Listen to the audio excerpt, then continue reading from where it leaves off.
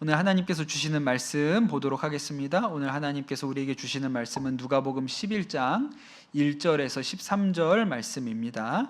누가복음 11장 1절에서 13절 말씀, 제가 말씀 읽겠습니다. 예수께서 한 곳에서 기도하시고 마치심에 제자 중 하나가 여짜오되 주여, 요한이 자기 제자들에게 기도를 가르친 것 같이 우리에게도 가르쳐 주옵소서. 예수께서 이르시되 너희는 기도할 때에 이렇게 하라. 아버지여, 이름이 거룩히 여김을 받으시오며 나라가 임하시오며 우리에게 날마다 일용할 양식을 주시옵고 우리가 우리에게 죄 지은 모든 사람을 용서하오니 우리 죄도 사하여 주시옵고 우리를 시험에 들게 하지 마시옵소서 하라. 또 이르시되 너희 중에 누가 벗이 있는데 밤중에 그에게 가서 말하기를 벗이여, 떡 세 덩이를 내게 구워 달라.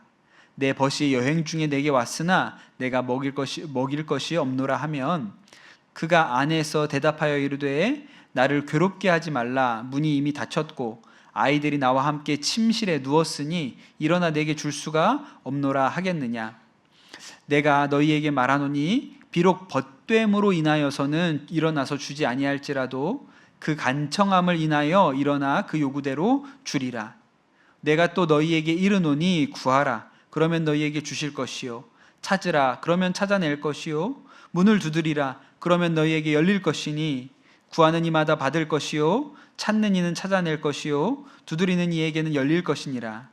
너희 중에 아비된 자로서 누가 아들이 생선을 달라 하는데 생선 대신에 뱀을 주며 알을 달라 하는데 전갈을 주겠느냐. 너희가 악할지라도 좋은 것을 자식에게 줄 알거든 하물며 너희 하늘 아버지께서 구하는 자에게 성령을 주시지 않겠느냐 하시니라. 아멘. 하나님의 말씀입니다.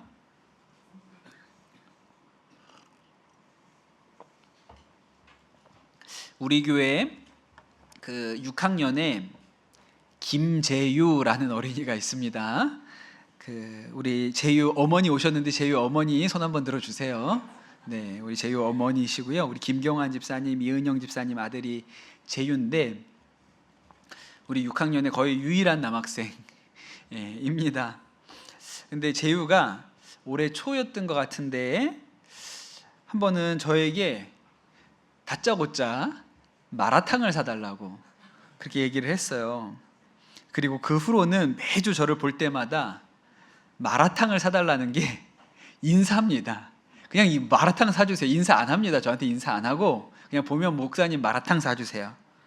그렇게 했는데 한 6개월 이상을 그렇게 저를 볼 때마다 마라탕 사주세요. 목사님 마라탕 사주세요. 그렇게 얘기를 했어요. 그러니까 이제 제 마음에 계속 부담이 생기죠. 이 마라탕을 한번 사줘야 되는데, 그러다가 얼마 전에 주일에 예배 끝나고 그 6학년 애들을 다 데리고 제가 가든5를 갔습니다. 왜냐하면 다 같이 마라탕을 좋아하진 않을 거 아니에요. 다른 거 먹고 싶은 애들도 있을 거니까 어딜 갈까 하다가 가든5 거기 푸드코트에 가면 뭐 먹고 싶은 대로 먹을 수 있으니까 마라탕도 있고 거기를 가야겠다. 그래서 거기를 다 데려갔거든요. 근데 저 말고는 다 마라탕 먹더라고요. 저만 다른 거 먹고 나머지 애들은 다 마라탕 먹었습니다. 근데 거기 가서 그렇게 애들 밥을 사주는데 거기에 또 뭐가 있냐면 빕스가 있어요. 그랬더니 애들이 이제 마라탕에서 종목이 빕스로 바뀌어가지고 다음에는 빕스를 사달라고 저한테 이렇게 또 얘기를 하는 거예요. 근데 제가 그렇게 또 호락호락하게 넘어갈 사람은 아니잖아요. 그래서 제가 얘기를 했죠. 내가 오늘 너네한테 마라탕을 사줬으니까 이제 너희가 나한테 빕스를 사줘야 될 차례가 아니냐.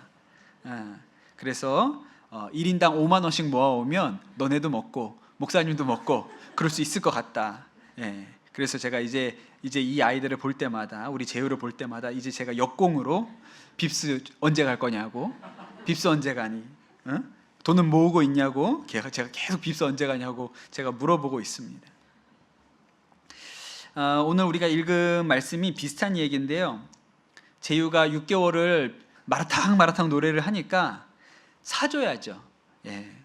뭐 달리 도리가 없습니다. 사주는 것 말고는 달리 도리가 없어요.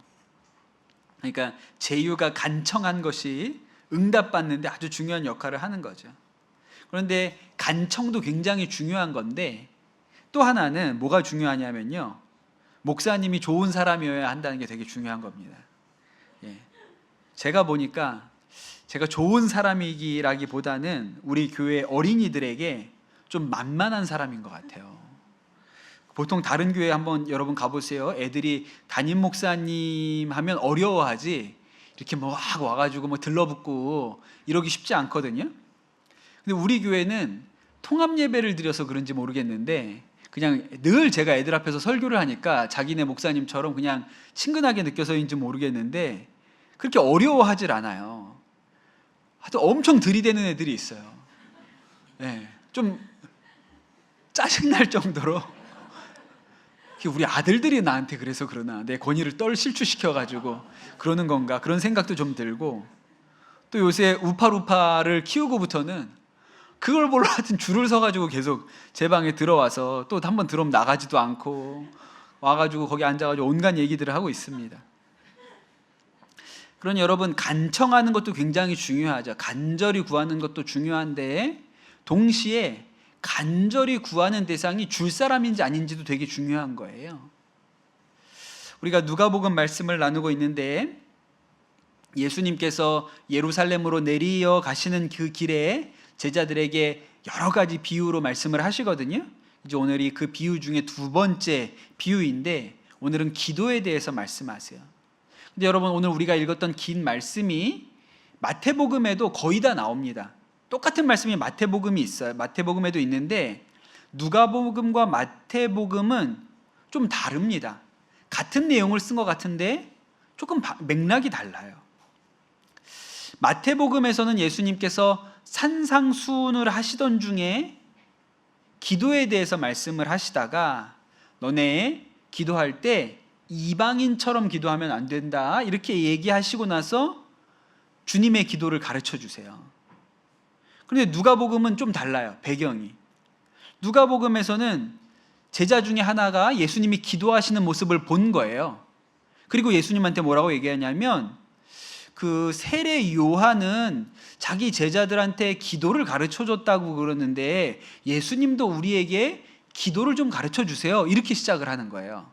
그러니까 똑같은 주님의 기도인데 마태복음의 맥락과 누가복음의 맥락이 다릅니다. 근데 이게 뭐가 좀 독특하냐면 제자들이 예수님한테 뭘 가르쳐 달라고 요구하는 유일한 장면이에요. 이 장면에서만 그게 나오거든요. 그러니까 이 누가복음의 제자들은 다른 복음서에 묘사된 제자들보다 훨씬 예수님을 친근하게 느끼고 있다는 것을 우리가 알 수 있죠. 그 사복음서가 다 예수님을 묘사하고 있는데 그 사복음서가 예수님을 묘사할 때 강조점이 다 조금씩 다릅니다. 마태복음에서 예수님을 묘사할 때는 예수님을 유대인의 왕으로, 메시아로 묘사해요. 그래서 마태복음은 뭐로부터 시작하죠? 족보로 시작하는 거예요. 유대인의 왕, 메시아, 우리가 기다렸던 그분이 이분이야. 이게 중요한 강조점이거든요. 반면에 마가복음은 유대인들에게 쓰여진 게 아니에요. 그렇다 보니까 유대인의 왕 이런 얘기는 안 나오고 예수님은 기적을 일으키는 권능자, 굉장히 특별한 분. 이분은 우리랑 류가 달라. 이분은 완전히 특별한 능력의 소유자. 그래서 이분이 하나님의 아들이지. 이런 식으로 묘사합니다. 누가복음은 어떻게 예수님에 대해서 묘사하냐면 예수님을 굉장히 따뜻하고 자비로운 인자로 묘사해요. 그래서 다른 어느 곳에서도 제자들이 예수님한테 뭘 좀 우리한테 가르쳐 주세요 이런 얘기가 없는데 누가복음에는 제자들이 예수님한테 우리도 기도를 좀 가르쳐 주세요 이렇게 예수님한테 부탁을 하는 것이죠. 그 예수님이 주기도문을, 이 기도를 누가복음에서 가르쳐 주시는데 마태복음에 나오는 주기도문에 비해서 누가복음에 나오는 주기도문이 짧습니다. 생략이 많이 돼 있어요. 마태복음에서는 시작할 때부터 하늘에 계신 우리 아버지요 이렇게 하잖아요. 누가복음은 그냥 아버지요 이렇게 합니다. 그러니까 미사여구 같은 걸 다 빼버렸거든요. 누가복음 간단하게 했어요. 그런데 유일하게도 다른 부분은 다 생략이 됐는데 도리어 마태복음보다 더 늘어난 기도가 딱 한 구절 있습니다. 뭘까요?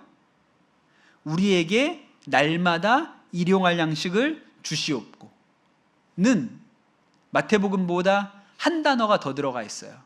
뭐가 더 들어가 있을까요? 날마다가 더 들어가 있어요. 왜냐하면 일용할 양식을 달라는 얘기는 오늘 먹을 밥을 달라는 얘기이기 때문에 날마다가 굳이 들어갈 필요가 없거든요. 예, 반복이니까. 그런데 누가복음에는 날마다가 한 번 더 들어가요. 마태복음에는 없는 날마다가 더 들어갑니다. 그러니까 주기도문의 다른 것은 다 생략되었는데 우리에게 일용할 양식을 주옵소서는 더 강조되어 있어요. 왜 그럴까? 누가가 보는 예수님은 먹는 데는 진심인 분이에요. 네. 그래서 누가복음에서 사람들이 예수님을 보고 뭐라고 얘기하냐면 먹기를 탐하고 포도주를 즐기는 자라고 그래요. 물론 이거는 비난하려고 하는 이야기이긴 하지만 예수님은 먹기를 탐하고 쯔양 비슷하다는 뜻이에요. 그 다음에 포도주를 즐기는 자, 세리와 죄인의 친구로다. 사람들이 이렇게 예수님에 대해서 평가합니다. 이게 우리 문화와 굉장히 밀접하게 연관이 되어 있거든요. 그 요새 인기 있는 그 K-팝 데몬 헌터스라는 만화 영화, 이게 세계적으로 인기인데 그 이 만화를 보면 특징이 뭐가 있냐면 먹는 장면이 굉장히 많이 나온다는 거예요. 예, 이 만화 영화 중에 별의별 음식이 다 등장합니다. 다 한국 음식이요. 김밥, 라면, 어묵, 국밥, 호떡, 냉면, 불닭소스 계속 나옵니다. 여러분, 옛날에 우리가 봤던 디즈니의 만화 영화를 생각해 보세요. 인어공주에 뭐 먹을 거 나옵니까? 기억나는 거 있으세요? 없죠? 겨울왕국에 뭐 먹을 거 나옵니까? 안 나오거든요. 특별히 기억나는 게 없는데 이 한국을 배경으로 한 이 K-팝 데몬 헌터스에는 먹는 게 엄청 많이 나와요. 왜 그럴까요? 우리가 먹는데 진심이기 때문에 그래요. 그래서 우리는 인사도 어떻게 합니까? 밥 먹었니? 밥은 먹고 다니니? 이거를 영어로 번역하면 뭐라고 번역하죠? How are you로 번역합니다. 영어는 밥 먹었니라는 인사가 없어요. 독일어로 번역하면 Wie geht es Ihnen? 그게 How are you예요. 어떻게 지내요? 심지어는 일본도 밥 먹었냐는 인사가 없습니다. 오겐키 데스까라고 하죠. 건강하세요? 뭐 이쯤에 비슷하지 않습니까? 근데 우리는 밥 먹었냐고 물어봐요. 가난하고 못 살았던 시절이 길었기 때문인지 그렇게 밥 먹는 게 우리한테 굉장히 중요하고 우리는 대략 밥 잘 먹었으면 괜찮은 인생이다. 이렇게 여깁니다. 오죽하면 북한에서도 김일성 어버이 수령님이 인민들에게 뭘 해주고 싶어 했어요? 흰 쌀밥에 고깃국. 그게 나라의 목표였으니까. 예, 나라의 목표가 흰 쌀밥에 고깃국이었어요. 그러니까 여러분 우리나라 예능 프로를 한번 생각해 보세요. 한 반 이상은 먹는 거예요. 남의 집에 가서 먹고 섬에 가서 뭐 물고기 잡아서 먹고 예, 뭐 하여튼 뭐 찾아다니면서 제일 인류 요리사 찾아다니면서 먹고 그냥 다 그런 거예요. 그러니까 우리가 밥에 진심이거든요. 그런데 여러분 우리에게 밥은 단순히 살기 위해서 먹는 식량이 아니라 친밀함과 연관이 돼 있어요. 그래서 밥을 같이 먹는 사이는 친근한 사이입니다. 오죽하면 가족을 우리가 뭐라고 불러요? 식구라고 불러요. 같이 밥 먹는 입들이에요. 네. 같이 밥 먹는 사람을 가족이라고 하는 거죠. 이제 이쯤 얘기를 해두고 오늘 제일 중요한 비유 얘기를 한번 해볼게요. 마태복음에 예수님이 가르쳐 주신 기도도 나오고 뒤에 나오는 구하라 그러면 주실 것이요. 이것도 다 마태복음에 있는데 그 중간에 있는 이 비유는 마태복음에 없습니다. 누가복음에만 나오는 거예요. 그 비유 얘기를 한번 좀 해보죠. 때는 늦은 밤입니다. 어떤 사람이 집에 있었는데 멀리 여행 갔던 친구가 그 밤중에 찾아온 거예요. 내가 지나가는 길인데 여기에 너 산다는 것을 기억하고 너네 집에 왔어. 아주 특별한 사이죠. 그리고 밤중에도 찾아갈 수 있는 친구니까 정말 절친한 친구예요. 또 이 집 주인은 이 먼 여행길에서 친구가 나를 찾아왔는데 따뜻하게 밥이라도 한 끼 좀 먹여가지고 그렇게 보내고 싶은 거예요. 이게 진짜 좋은 친구죠. 두 사람이 아주 좋은 친구입니다. 누가복음의 첫 번째 비유는 이웃에 관련된 거였거든요. 선한 사마리아인처럼 좋은 이웃이 되라 이렇게 얘기를 하셨잖아요. 두 번째는 친구예요. 먼 여행길에 한밤중에도 찾아갈 친구가 있다. 그게 되게 복된 일이죠. 그리고 친구가 오면 따뜻한 밤 한 끼를 제공할 그런 마음이 있는 친구가 있다는 것도 참 복된 일입니다. 제가 목사가 되고 나니까 목사가 된 이후에는 새로 생긴 친구가 없어요. 제가 25살에 목사 안수를 받아서 25살 이후에 만난 사람은 친구가 없습니다. 우리 교회에도 저랑 동년배이신 우리 성도님들이 계시거든요. 한 명도 저랑 친구가 아니에요. 그냥 목사님, 집사님이지 한 명도 저랑 친구가 아니에요. 그러니까 목사 안수 받고 나서는 누구랑 인간관계를 친구로 맺는 일이 없고 성도와 목회자로 이렇게 맺지 친구 되는 일이 없거든요. 그러니까 신학교 같이 다녔던 친구들이 마지막 친구예요. 그래서 신학교를 같이 다녔던 친구들이 저에게 되게 특별하지요. 우리 교회랑 같은 지방에 서울연합교회라는 교회가 있습니다. 대치동에 있는 교회인데 그 교회에서 부목사를 하고 있는 김인범 목사라고 있는데 저랑은 신학교 친구예요. 동기예요. 아주 좋은 친구입니다. 정말 성품이 너무 좋아요. 제가 꼭 부처님 볶는 것 같다고 말할 정도로 화도 내지 않고 참 인품이 좋은 목사님이세요. 한 번은 그 서울연합교회에서 지방연합성회가 있어서 갔는데 이제 연합성회가 다 끝났습니다. 그래서 제가 그 김인범 목사가 친구니까 물어봤어요. 집은 이 근처야? 그 교회에서 사역하니까 집 여기서 가까워? 그랬더니 가깝다는 거예요. 그래서 제가 예배 끝났으니까 한 9시 정도 됐거든요. 밤 9시. 야, 인범아, 니네 집 가자. 그렇게 9시에 갑자기 제가 얘기를 했어요. 여러분, 친구가 밤 9시에 니네 집 가자 이렇게 얘기하면 여러분 어떻게 해요? 지금? 아내한테 물어봐야 되는데 보통 이렇게 하겠죠. 불청객이 될 가능성이 큽니다. 보통 이제 드라마 보면 이런 거 가끔 나오잖아요. 남편이 술 취해가지고 막 친구들 데리고 집에 와가지고 주정하면 막 아내 얼굴이 막 일그러지잖아요. 그것도 옛날 얘기지. 여러분, 요새 남편이 밤늦게 친구들 데리고 와봐요. 그럼 변호사 선임해야 됩니다. 저도 알죠. 저도 눈치 있는 사람인데 제가 밤 9시에 갑자기 친구네 집에 야, 니네 집 가도 돼? 이렇게 얘기하면 되게 불편한 상황이 만들어질 거라는 걸 저도 잘 알죠. 근데 제가 왜 그랬을까요? 그 친구네 집에 왜 갑자기 그 밤에 갈 수 있냐고, 가자고 그렇게 얘기를 했을까요? 왜냐하면 사모님도 제 동기이기 때문에 그래요. 둘이 우리 신학교 친구였거든요, 다. 그 부부가. 근데 신학교에서 만나가지고 둘이 결혼을 했는데 그 사모님도 이제 저랑 친구죠. 신학교 동기예요. 그 신학교 다닐 때 제일 친하게 지내던 4인방 중에 한 사람이에요. 그래서 사실은 신학교 다닐 때는 우리 김인범 목사보다 제가 더 친했어요. 그래서 제가 사모님한테 전화해가지고 야, 오늘 나 예배 끝나는데 여기 니네 교회까지 왔는데 나 니네 집 가도 돼?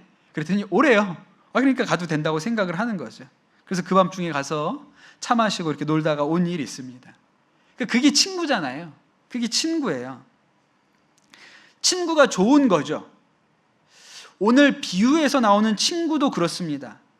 여행길에 밤늦게 찾아갈 친구가 있다는 거 되게 복된 일이고 그 밤중에 친구가 오니까 어떻게든 그 친구한테 밥 한 공기를 대접해가지고 보내려던 친구도 진짜 좋은 친구예요. 근데 여러분, 이 말씀에 보면 좋은 친구만 나쁜 게 아니고 나쁜 친구도 나옵니다. 친구는 친구인데 아주 불편하고 어려운 친구가 나와요. 이제 이 친구가 밤중에 찾아왔는데 마음은 너무 잘 대접하고 싶죠. 좋은 음식 먹여가지고 배부르게 보내고 싶은데 문제는 너무 가난해서 집에 먹을 음식이 하나도 없는 거예요. 그렇다고 이 친구 하나를 또 그냥 아무것도 대접도 못하고 보낼 수가 없어가지고 그 동네에 또 다른 친구가 있습니다. 그래서 그 동네의 다른 친구한테 가서 먹을 것을 빵을 좀 얻어오려고 찾아간 거예요. 여러분, 이 비유의 반전은 여기에서 오는 겁니다. 우리가 선한 사마리아인의 비유에서도 반전이 오죠.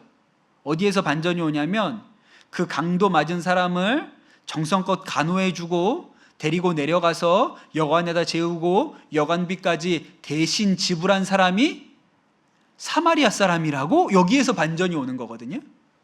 오늘 말씀은 어디에서 반전이 오냐면 친구가 밤중에 그 손님 대접하려고 빵을 얻으러 갔습니다. 근데 반전이 여기 있는 거예요. 그 친구가 어떻게 반응해요? 그가 안에서 대답하여 이르되 나를 괴롭게 하지 말라. 문이 이미 닫혔고 아이들이 나와 함께 침실에 누웠으니 일어나 내게 줄 수가 없노라.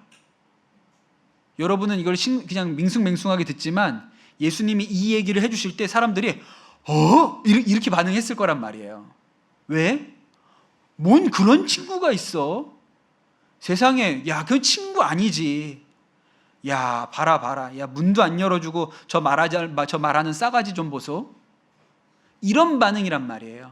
이 얘기를 딱 들었을 때 그런 사람은 친구 아니지. 야, 친구가 어떻게 그럴 수가 있어. 밤중에 떡 3덩이 달래는데 그걸 주기 싫어가지고 안 일어나겠다고 문도 안 열어주면 친구가 아니지.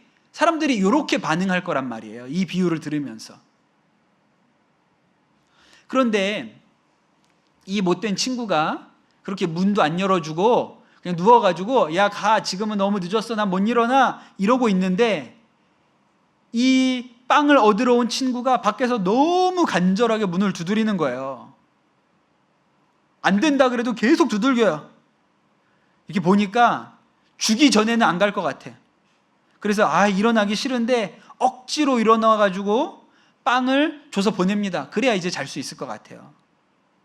그래서 예수님이 하시는 말이 비록 벗됨을 인하여는 일어나서 주지 아니할지라도 그 간청함을 인하여 일어나 그 요구대로 주리라 그랬어요.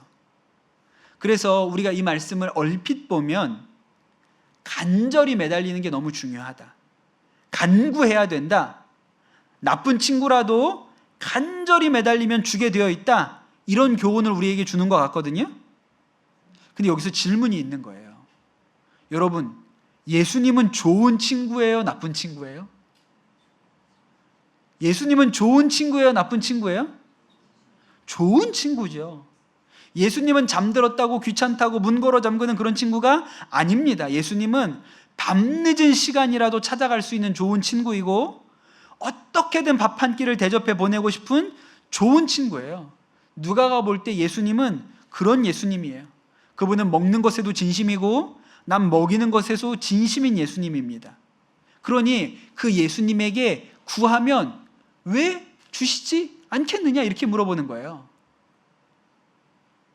그 예수님은 나쁜 친구도 아니고 하물며 좋은 친구인데 그 예수님한테 구하면 주시겠지. 주실 거야 이렇게 얘기하고 있는 것이죠. 그리고 나서 그 뒤에 무슨 말씀이 있습니까? 구하라 그러면 너희에게 주실 것이요, 찾으라 그러면 찾아낼 것이요, 문을 두드리라 그러면 너희에게 열릴 것이니 구하는 이마다 받을 것이요, 찾는 이는 찾아낼 것이요, 두드리는 이에게는 열릴 것이라. 그러니까 여러분, 이 말씀의 맥락이 간구에 있지가 않아요. 흔히 우리가 기도에 대해서 잘못 생각하고 있는 것이 간절히 구하면 주실 거라는 거예요. 물론 틀린 말 아닙니다. 간절히 구하는 것은 굉장히 중요한 거예요. 그런데 이 간절히 할 때 간절한 것은요, 중심에 내가 있습니다. 내가 간절한 거예요. 그런데 내가 간절한 것보다 더 중요한 것은 기도를 들으시는 하나님이 어떤 하나님이시냐는 거예요. 그 기도를 들으시는 하나님이 우리의 기도를 기뻐 들으시는 분이신지, 후하게 주시는 분이신지, 아니면 야박하게 인색하게 잘 안 주려고 하시는 분이신지, 이게 중요한 거죠. 여러분, 사실 오늘 이 누가복음을 기록한 누가는요, 예수님을 만나본 적이 없습니다. 그렇죠? 마태랑 요한은 예수님 제자거든요. 그러니까 이 사람들은 예수님하고 같이 다니고 살고 밥 먹고 그런 걸 해본 사람들이에요. 마가는 예수님을 알기는 압니다. 근데 아마 마가가 예수님을 직접 봤을 때, 그때는 되게 어렸을 거예요. 이 마가가 그 다락방, 최후의 만찬을 했던 다락방집 아들이잖아요. 그러니까 예수님이 최후의 만찬하실 때, 제자들 발 씻겨 주실 때 그 집 아들이니까 이렇게 봤을 수가 있어요. 근데 그때 어렸을 때죠. 그러니까 마가는 예수님을 그렇게 잘 아는 건 아니에요. 그런데 누가는요, 한 번도 본 적이 없어요.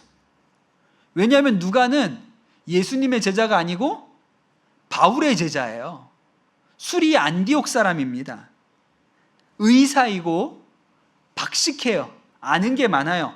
역사적으로도, 역사에 대해서도 조예가 아주 깊습니다. 그래가지고 학자적인 풍모를 가지고 예수님의 탄생부터 사도 바울이 로마까지 가는 이 모든 이야기, 한 50년간의 이 모든 이야기를 내가 사람들한테 전해 듣고 여러 가지 기록을 다 모아가지고 한번 다 정리를 해야겠다라고 생각해서 정리한 사람이 누가예요.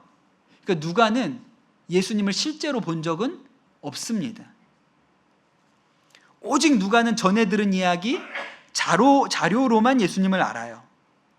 그런데 누가는 그 예수님을 아주 따뜻한 분이고, 언제든지 궁금한 게 있으면 물어보면 되는 분이고, 밤 늦게라도 찾아가면 라면이라도 끓여주실 분이라고 이해하고 있다는 거예요. 제가 가만히 생각을 해보니까 직접 안 겪어보는 게 그렇게 생각하기 좋아요. 그렇지 않습니까? 그 유기성 목사님을 멀리서 보거나 잘 모르는 분들은 다 유기성 목사님에 대해서 저분은 너무 선해 보인다 이렇게 얘기를 합니다. 그래서 그 교회 이름을 선한 목사교회인 줄 아는 그런 분들이 꽤 있어요. 아유, 진짜 교회 이름을 잘 지셨네요. 선한 목사교회, 목사님 참 선해 보이시네요. 이러는 분들이 꽤 있어요. 그 유기성 목사님이 이렇게 성도님들 인사할 때나 또 처음 보는 분들에게 아주 친절하고 너무 좋은 분이세요. 물론 저에게도 너무 좋은 분이지만 저는 다양한 모습을 알고 있습니다. 네. 늘 웃는 모습은 아니시라는 것 잘 알고 있죠. 마찬가지로 베드로도 다양한 예수님의 면모를 알고 있어요. 직접 겪어봐서 베드로한테 예수님은 좀 어때요? 좀 야박해요. 엄해요. 왜 그렇게 뼈 때리는 얘기를 하는지 모르겠어요. 나무라기도 잘하시고. 또 뭐 봤는지 알아요? 성전에서 채찍 휘두르는 것도 봤어요. 막 상 뒤엎는 것도 봤다니까요. 그 누가는 못 봤어요. 그냥 들은 얘기예요. 듣기만 했어요. 그러니까 누가는 마음 가운데 예수님은 되게 친절하고 따뜻한 분, 좋은 친구 되시는 분이라고 그렇게 마음 가운데 여기는 거예요. 근데 여러분, 기도는 이 마음으로 해야 돼요. 하나님을 못된 친구, 밤에 찾아와가지고 라면 3개만 줄래? 빌려줘. 그랬는데 나 이불 속에 누웠어. 나 일어나기 싫어. 하나님을 이런 하나님이라고 여기면 기도가 힘듭니다. 간절하기는 해요. 왜 안 줄 것 같으니까. 인색하니까 간절하죠. 그런데 늘 불안해요. 기도를 하면서도 늘 불안한 거예요. 안 주시면 어떡하나? 안 주시면 어떡하나? 그런데 여러분, 이런 태도로 기도하는 성도들이 많습니다. 왜 주실 것이라고 생각하지 않고 안 주실 것이면 어떡하냐고 걱정하면서 기도를 하시죠? 근심으로 기도를 해요. 그런데 여러분, 누가에게 예수님은, 누가가 보고 있는 하나님은요, 인색한 하나님이 아니에요. 밤늦게 11시에 왔는데, 야, 밥 먹고 가, 들어와. 아이고, 어떡하지? 야, 내가 우리 집에 지금 먹을 게 떨어졌는데, 내가 가서 라면 3개만 얻어올게. 좀만 기다려. 그렇게 하시는 예수님이세요. 그럼 여러분, 우리가 기도할 때 안 들어주시면 어떡하지? 응답 안 해주시면 어떡하지? 아니, 왜 그렇게 생각을 하세요? 그분은 응답하기를 기뻐하는 분이세요. 그 뒤에 뭐라고 얘기를 하냐면, 그래서 누가가 이 말씀을 또 인용합니다. 너희 중에 아버지 된 자로서 누가 아들이 생선을 달라 하는데 생선 대신에 뱀을 주며 알을 달라 하는데 전갈을 주겠느냐? 너희가 악할지라도 자식에게 좋은 것을 줄 줄 알거든 하물며 너희 하늘 아버지께서 좋은 것을 주시지 않겠느냐? 이렇게 물어보세요. 맞지 않습니까? 여러분, 나쁜 이웃이 있죠. 그 제사장, 레위인 나쁜 이웃이잖아요. 못된 친구가 있어요. 밤에 누웠다고, 못 줘, 빨리 가, 나는 안 돼, 우리는 다 잘 거야. 못된 친구예요. 근데 그것보다 최악이 누군지 아세요? 악한 아버지 아니에요? 압박한 아버지? 그런데 이 악한 아버지도 자식이 생선을 달라 그러면 생선을 줘요. 계란을 달라 그러면 계란을 줍니다. 그런데 하나님은 선하신 하나님인데 얼마나 더 좋은 것을 주시지 않겠느냐? 이렇게 물어보는 거예요. 제가 잘 아는 친한 한 목사님이 계신데, 이 목사님을 옆에서 보면 약간 사람이 좀 떠 있는 것 같은 느낌이 들어요. 한 지상에서 5cm 정도 떠서 다니는 것 같은 그런 느낌이 드는 분이시거든요. 한 번은 그런 얘기를 하시더라고요. 본인이 동네 세탁소에 갔는데 세탁소 사장님은 이분이 목사님인 줄 모르죠. 근데 이분을 보시고 하는 얘기가, 혹시 교회 다니세요? 이렇게 물어보시더라는 거예요. 그러니까 기분이 너무 좋은 거예요. 야, 이분이 나를 교회 다니는 사람이라고 생각하는구나. 그래서 맞습니다. 그랬더니 한 얘기가, 제가 우리 가게 오실 때마다 손님이 이렇게 얼굴을 봤는데 저분은 뭐가 저렇게 기분이 좋을까? 참 저 사람은 행복해 보인다. 제가 늘 그렇게 생각을 해서 교회 다니는 분인지 한번 물어보고 싶었다는 거예요. 그런데 역시 제 짐작대로 교회 다니시는 분이군요. 그렇게 얘기를 했어요. 이거 진짜 되게 찬사 아닙니까? 예수 믿는 사람으로서는 너무 귀한 칭찬이죠. 근데 그 사장님이 그 얘기를 하시고서 하는 얘기가, 저도 교회를 다니는데 저는 인생이 왜 이렇게 힘든지 모르겠습니다. 그렇게 얘기를 하시더라는 거예요. 제가 봐도 이 목사님은요, 그래서 제가 땅에서 한 5cm쯤 떠서 다닌다고 제가 그렇게 얘기를 하는 거예요.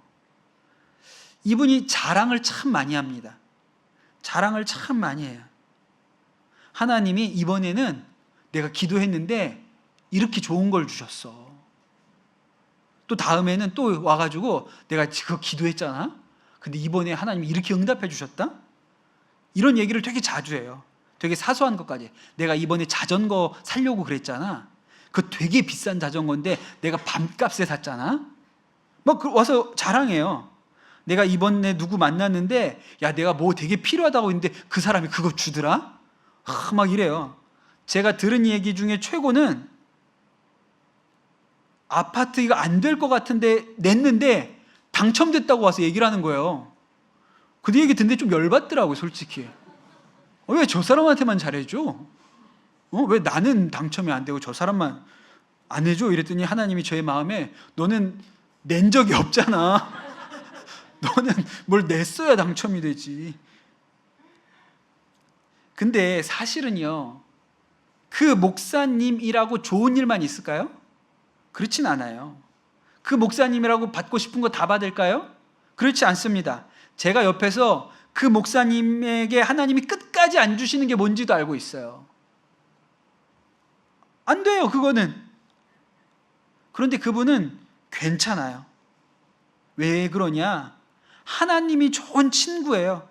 하나님이 나를 정말로 사랑하시는 내 좋으신 아버지예요. 근데 뭘 안 주면 어떻습니까? 기쁜 거예요. 좋은 친구가 있어서 기쁘고요. 좋은 아버지가 계셔서 기뻐요. 제가 전에 우리 교회 전교인 수련회 할 때 일본 소설 우동 이야기를 한번 드린 적이 있어요. 삿포로에 그 우동집이 하나 있었는데 한 해의 마지막 날에 엄마랑 어린 아들 둘이 식사를 하러 왔다는 거예요. 그리고 와서 눈치를 보면서 사장님한테 3명인데 1인분만 시켜도 되겠습니까? 사장님이 딱 보니까 이게 돈이 별로 없구나. 괜찮다고, 앉으시라고. 예. 그래가지고 기다리는 동안에 일부러 1인분이 아니라 많이 삶아가지고 그래서 국수를 그렇게 한 것을 내드렸죠. 세 식구가 너무 맛있게 먹고 가는 거예요. 그리고 나갈 때 고맙습니다, 새해 복 많이 받으세요, 큰 소리로 인사를 하고 보냈습니다. 또 1년이 지났어요. 한 해의 마지막 날입니다. 딱 보니까 그 가족인 줄 알겠는 거예요. 그래서 이 사장님이 아이고 이번에도 대접을 잘해야지. 그리고 그 1인분만 시켰는데 거기에다 국수를 더 많이 넣어가지고 삶아가지고 푸짐하게 끓여가지고 또 대접을 하고 나가실 때 고맙습니다, 새해 복 많이 받으세요, 문 밖까지 나와가지고 인사를 했습니다. 다음 해가 됐어요. 또 한 해의 마지막 날인데 또 가족이 올 것 같아가지고 그의 우동값이 올랐는데 그 가족한테 오른 우동값을 받고 싶지 않아가지고 그 오기 전에 메뉴판을 다 깎아가지고 원래 가격대로 해가지고 또 한 그릇 크게 말아서 또 대접을 했습니다. 또 인사를 하고 간 거예요. 나중에 이제 알게 보니까 그 가정의 그 어머니, 그 엄마의 남편, 그 자녀들의 아버지가 교통사고로 돌아가셨는데 그 사고 때문에 빚을 많이 지게 된 거예요. 그래서 이 어머니가 혼자 빚을 갚는 형편이었습니다. 그래서 1년에 딱 한 번 한 해의 마지막 날 외식하는데 그 우동집에 와서 세 식구가 우동 한 그릇을 시켜서 먹고 간 거예요. 근데 이 사장님이 올 때마다 넉넉하게 인심을 베풀어 주셨다는 거죠. 그리고 나중에 3년으로 오고 안 왔는데 나중에 이 아이들이 장성해서 다시 이 우동집을 찾아왔는데 하는 얘기가 그때 우리 나갈 때 사장님이 고맙습니다, 새해 복 많이 받으세요 인사하시는 게 힘내라, 지지 말아라, 잘 살 수 있다, 이렇게 우리를 응원해 주는 목소리로 들었다고.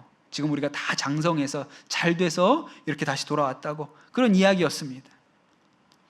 그런데 여러분, 우리의 기도를 들으시는 예수님, 우리의 기도를 들으시는 하나님이, 누가가 알고 있는 예수님이 그 우동집 사장님처럼 언제 오든지 오기만 하면 넉넉하게 줄 인심을 가지고 있는 분이세요. 그게 우리 기도의 믿음입니다. 많은 성도들이 기도하면서 인색한 아버지한테 기도를 해요. 잘 안 주려고 하는 분, 안 주면 어떡하나, 못 받으면 어떡하나. 아니, 왜 안 주시겠어요? 우리는 후히 주시는 하나님께 기도합니다. 넉넉하게 주시는 예수님께 기도해요. 우리 지난주에 이어서 요르단에서 사역하시는 김재희 선교사님, 시리아 난민들 사역하시잖아요. 내가 시리아에서 도망 나온 이 난민들을 섬겨야겠다 생각하고 갔지만 사실은 수중에 가진 건 아무것도 없었다 그랬어요. 그들에게 식량이라도 주고 먹을 거라도 사주려면 뭐가 있어야 되는데 없어요. 그런데 하나님이 기도하면 식량을 공급할 자들도 보내주시고, 근데 이 구호 물자라는 게 다 이렇게 인스턴트 위주니까 이걸 먹다 보니까 사람들 얼굴이 푸석푸석해지는 것 같고 건강하지 않은 것 같아요. 그래서 하나님 앞에 야채를 좀 먹이고 싶은데, 저 사람들한테 인스턴트 말고 좀 야채를 먹이고 싶은데, 그러면 하나님이 또 다른 NGO를 통해서 그 야채들을 공급해 주시고, 이 더운 날씨에 그냥 가족들이 그 조그만 텐트 안에서 견디는 게 너무 힘들어 보이는데 선풍기가 좀 집집마다 하나씩 있으면 좋겠는데 그럼 선풍기를 주시고, 하나님이 구하지 않아도 생각만 해도 예비해 주시는 분이시구나, 그렇게 그날 간증하셨거든요. 제가 아주 좋아하는 목사님, 선한목자교회에 섬기시는 여재호 목사님이 선교사로 나가시기 전에 선교사 훈련 받을 때 미국에서 훈련 받으시는데 그 늘 후원자들이 보내주는 돈을 가지고 생활을 하셨는데 어느 날 마트에 장을 보러 갔더니 카드를 딱 긁었는데 통장에 돈이 없어서 결제가 안 된다는 거예요. 그래서 장 봐놓은 것 중에 뭘 빼야 되나 이렇게 들여다보니까 계란 한 판 샀는데 이걸 빼야겠다. 그래서 계란 한 판을 빼내고 났더니 그냥 결제가 되더라는 거예요. 그러고 돌아오는 길에 내가 선교사로 헌신해서 어렵게 살 줄은 알았지만 애들 계란 하나도 마음껏 못 먹이는 처지가 됐구나. 내가 고기는 못 먹여도 애들 계란은 좀 먹여야지. 그래서 늘 계란을 한 판씩 사왔는데 계란 하나 마음대로 못 사주는 형편이 됐구나. 그런 마음에 좀 서글픈 마음을 가지고 집에 돌아오셨다 그랬죠. 그런데 그날 저녁에 이웃집에 사는 선교사님이 찾아오셨어요. 문을 똑똑 두들겨서 문을 열어줬는데 가슴에, 바구니에 계란이 수북히 쌓여 있는 거예요. 너무 기쁘고 감사했다. 여러분, 오늘 말씀 12절에 뭐라고 나왔는지 아세요? 알을 달라 하는데 전갈을 주겠느냐. 알을 달라고 하는데 누가 전갈을 주겠느냐. 누가복음 11장 13절에 보니까 오늘 마지막 절에 이렇게 나옵니다. 너희가 악할지라도 좋은 것을 자식에게 줄 알거든 하물며 너희 하늘 아버지께서 구하는 자에게 성령을 주시지 않겠느냐, 그렇게 얘기하셨어요. 성령을 주시지 않겠느냐, 이게 마태복음에는 없는 얘기입니다. 마태복음에는 뭐라고 나오냐면 구하는 자에게 좋은 것으로 주시지 않겠느냐, 이러기 끝나거든요. 근데 누가는 그 좋은 것을 성령님이라고 한 거예요. 여러분, 무슨 얘기를 하고 싶은 걸까요? 우리에게 밥 먹는 것만큼 중요한 게 성령님이세요. 밥 먹는 것만큼 좋은 게 성령님이세요.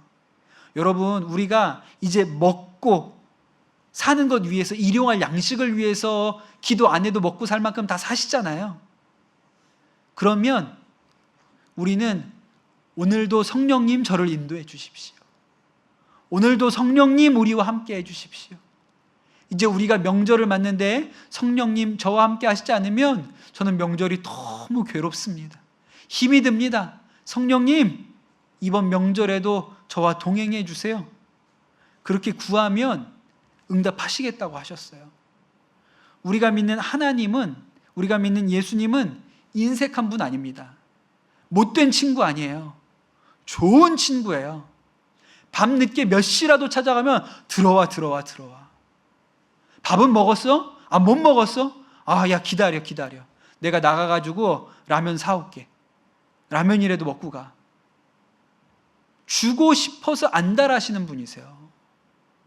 그러니 여러분, 기도하실 때 인색한 하나님께 기도하지 마십시오. 안 줄 것 같은 하나님 앞에 하나님 저 주셔야 돼요. 안 주실 것 같아서 불안해하면서 기도하지 마시고 왜 주시지 않겠느냐, 왜 성령님을 주시지 않겠느냐, 하물며 악한 아버지도 줄 아는데 하물며 하늘 아버지께서 왜 주시지 않겠느냐. 여러분, 이것이 우리가 기도할 때 가져야 할 믿음입니다. 여러분, 우리가 기도하는 하나님은, 우리가 믿는 예수님은 좋은 분이세요.